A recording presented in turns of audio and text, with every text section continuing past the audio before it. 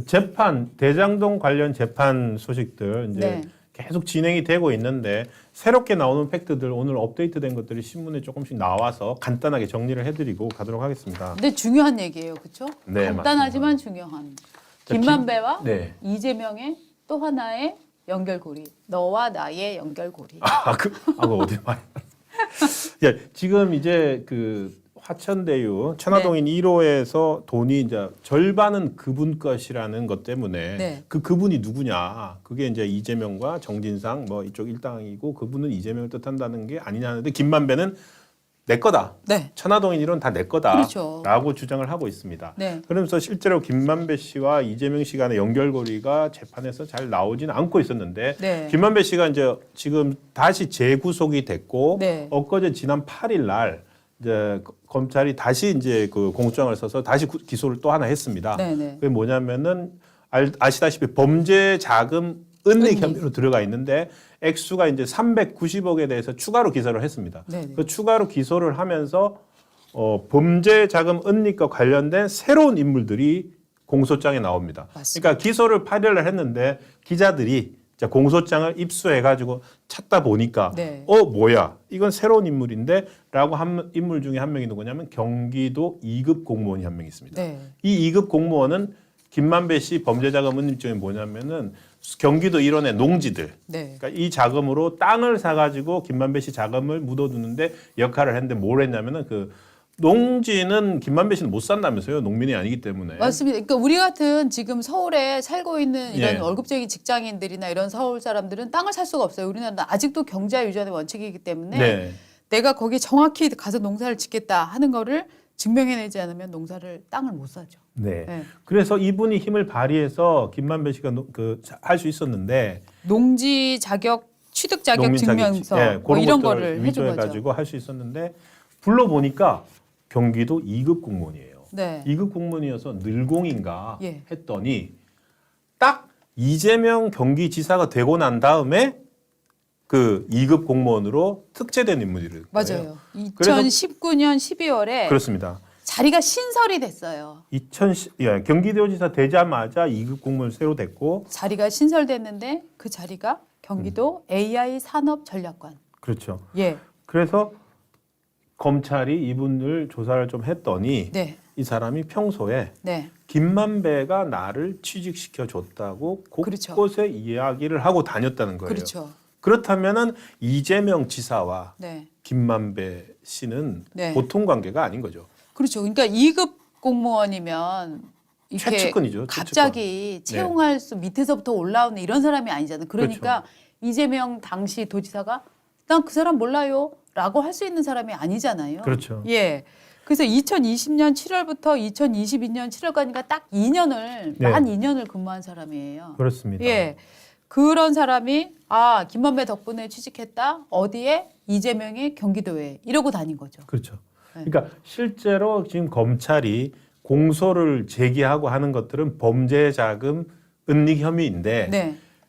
검찰이 그 실제로 찾고 있는 거는 네, 네. 이재명과의 연결고리라는 점들이 이런 데서 그렇죠. 드러나는 것 같습니다. 맞습니다. 맞습니다. 그리고 또 변호사가 한 명이 나옵니다. 네. 이번 공소장에 예. 그 변호사와 김만배가 주고받은 이제 대화들이 있는데요. 이 변호사가 뭐가 있냐면은 이 변호사를 통해서 정치권에서 김만배 씨가 구속되어 있을 때 네. 캠프에서 잘 챙기고 있으니까 걱정하지 마라. 정진상 실장은 절대 출석하지 않을 거다. 자, 이게 그 유동규나 예. 그 구속돼 있는 사람들한테 네. 바깥에서 이재명 캠프 쪽에서 끝없이 메시지를 보내주잖아요. 그렇죠. 김만배가 구속돼 있는 상태에서 바깥에 있는 쪽에서는 얼마나 불안하겠습니까? 그렇죠. 김만배가 입을 열면 그렇죠. 안 되잖아요. 네. 그런데 이런 바깥의 메시지를 변호사가 접견을 해가지고 네. 이 정치권 인사가 누군지는 안 나왔습니다. 한 정치권 인사가 네. 캠프에서 잘 챙기니까 걱정하지 마라. 그 특별 면허했었던 그 사람 중에 하나지 뭐. 라고 그거잖아요. 추정하시는 거죠. 뭐. 네. 예. 캠프에서 잘 챙기니 걱정하지 마라. 정진상은 절대 출석하지 않을 거다. 네. 이거는 안에 있는 사람한테는 자기가 발언할 수 있는 수위, 그렇죠. 내가 마음을 어떻게 먹어야 되는지 이거에 나왔고 네. 여기서 한 걸음이 더 나갔습니다. 그래서 이 변호사를 그럼 어떻게 알게 됐냐라고 했더니 오늘 아침 조선닷컴에서 나온 건데 그 변호사를 소개해 준 사람이 김수남 전 검찰총장이라고 합니다. 맞습니다. 네. 그래서 이게 점점 수사가 지금 김만배 씨의 범죄자금 은닉 혐의를 수사를 하고 있지만 네. 점점 이재명 대표 쪽으로 가까이 가고 있고 네. 김만배 씨 주위 인물들이 새롭게 드러나고 있다는 겁니다. 맞습니다. 김수남은 누구신지 아시죠? 50억 클럽 예. 그러니까 의혹을 받고 있는 사람이잖아요. 그렇습니다. 자, 50개가 몇 개냐 한번 세어볼게. 최재경, 박영수, 곽상도, 김수남, 홍성근, 권순일. 그러면 이게 현재 얼마야? 이렇게 말하는 네. 녹취록이 그때 나왔었잖아요. 그렇죠. 네. 그래서 지금 이제 이번 수사를 비판하시는 분들 중에 많은 네. 분들이 이제 예. 50억 클럽은 왜 수사 안 하냐라고 네. 계속 비판을 하고 있는데 네. 또 50억 클럽으로 갈 수 있는 길도 하나가 이번에 이제 열렸다는 겁니다. 맞습니다. 맞습니다. 그래서 예. 지금 이제 진행되고 있는 수사나 재판에서 새롭게 네. 나온 것들은 김만배와 이재명의 연결고리들이 조금 더 가까워지고 있다. 네. 그거까지 나왔고 그다음에 뭐 이제 이게 재판이 여러 개가 진행되다 보니까 네. 지금 이제 다른 장소에서 다른 장소에서 비슷한 맥락으로 볼 수 있는 말들이 나오고 있는 겁니다. 그리고 또 하나가 이제 유동규 씨 이거는 이제 또 다른 재판입니다. 유동규 씨 유동규 씨가 증인으로 출석한 김용 전 민주연구원 부원장 어제 재판에서는 지금 이제 세 번째인가 네 번째 재판이었는데요. 여기서는 또 김만배 씨가 쌍방울 통해서 대법관한테 로비하고 있다. 이 얘기가 또 새롭게 나왔습니다. 맞습니다. 그러니까 유동규 씨의 이 증언인데요. 그렇죠. 김만배 씨로부터 내가 이런 얘기를 들었다라고 통화를 지금 하는 겁니다. 정진상하고 통화를 하는 그 내용들을 증언을 한 건데 니들이 쌍방울을 통해서 대법관에게 로비를 하고 있다는 말을 들었다면 김만배 씨로부터 예. 그 얘기를 듣고 그러니까 이런 거죠. 김만배가 유동규에게 야 니네 쌍방울 통해서 대법관한테 로비하고 있다며 네. 라는 말을 들은 겁니다. 그쵸. 그러니까 유동규가 뭐 김만배를 통해서 대법관한테 로비를 한다고? 나 몰랐던 건데 해갖고 정진상에게 전화를 했다는 겁니다. 예, 예. 정진상에게 전화를 해서 야 너네 지금 김만배 통해서 대법관한테 지금 로비하고 있어? 라고 물어봤더니 정진상이 깜짝 놀랬다. 네. 라는 얘기잖아요. 어떻게 알았어? 어떻게 알았어? 그래서 이 유동규 씨가 아니 그거 누가 하고 있는 건데? 정확히 누가 하고 있는 거야? 그 유동규 하는 거 김만배가 하는 거 맞아?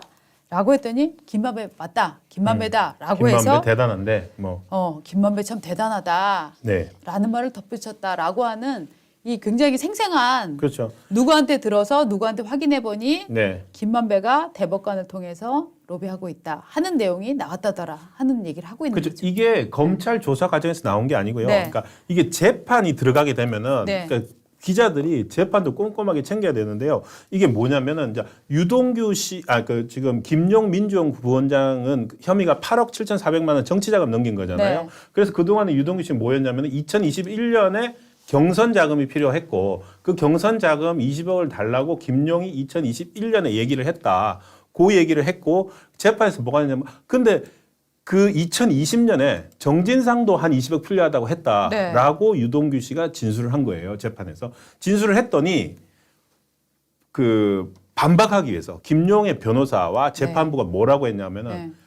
그러니까 이게 재판이니까 야 유동규 너 2020년이면은 이재명 지사가 선거법 위반으로 재판받고 있을 때야. 네. 그때는 본인이 선거법 위반 때문에 대통령 후보가 될지 안 될지도 모르는데 선거자금 20억이 필요하다고 했다고 너 거짓말이지.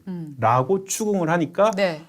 유동규 씨가 잠깐만 헷갈렸는데 아니야. 정진상이 20억 달라고 한 거 맞아. 네. 그리고 그때 이미 다 된 걸로 알고 있었어. 재판은 대법 가서 무죄 난 걸로 생각하고 있었어. 라고 하면서 그 증거로 김만배가 이미 다 쌍방울 통해서 로비 다 하고 있었고 이렇게 줄줄줄줄 또 얘기한 거예요. 그러니까 네. 이것은 얘기하지 않고 있다가 재판에서 새롭게 나온 거예요. 새롭게 맞습니다. 진술하는 거. 우리가 그러니까 모든 것들은 결국 말로 되거든요. 검찰에서 미처 물어보지 못한 것들, 생각나지 않았던 것들이 이렇게 예. 나왔기 때문에 네. 이런 것들은 재판에서 나온 말들은 상당히 신빙성이 있다고 봐야 됩니다. 맞습니다. 그 특히나 여기서 이제 대법관에게 로비를 하고 있다. 네.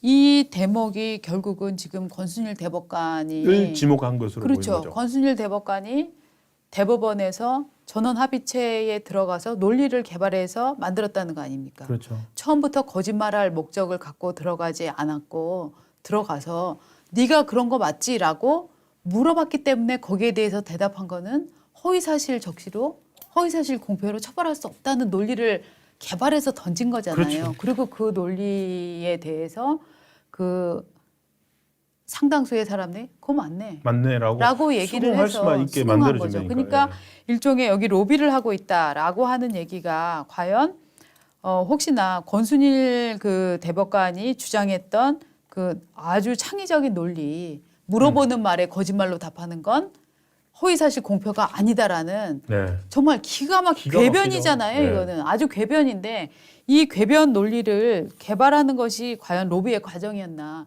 이거를 밝혀내면 권순일 대법관은 영창 가야 됩니다. 그리고 바로 저 시기에 네. 김만배가 네. 대법원에 8번을 갔고 그리고 네. 갈 때마다 방문자를 권순일로 썼거든요. 예. 본인은 이발하러 갔다고 주장을 하고 네. 있지만 그래서 이런 것들이 악의가 맞는데 과연 이발하러 갔다는 말을 들어야 될지 네. 그러니까 이런 것들이 재판에서 지금 나오고 있고 그래서 기자들이 끊임없이 재판에 귀를 쫑긋 세우고 있는 겁니다. 맞습니다. 하여튼 이 지금 나온 게 와 쇼킹 하는 요소는 아니지만 네. 굉장히 부분이 큰 덩어리에서 이 크레바스라고 하는 거 있죠. 밑으로 네. 쏙 빠지는 그거를 좀 메워주는 그렇습니다. 그런 종류의 증언들이긴 한데 사실은 또 듣고 보면 이런 생각은 들어요. 야, 근데 이거를 판사가 과연 직접 증거를 받아줄 거냐 아니냐. 네. 이를테면 유동규의 증언도 너 녹음 있어? 라고 얘기하기 시작하면 그렇죠. 녹음이 있지 않으면 당신 증거는 내가 제척해버릴래 라고 하면 이게 증거가 안 돼버리는 거잖아요. 그렇죠. 그러니까 이제 사실은 이래서 법원 판단의 객관성이라고 하는 게 굉장히 중요한 것 같아요. 그러니까 지금 법원을 매수한다, 법원에 로비를 했다 하는 얘기가 끊임없이 나오고 있는 거예요. 예.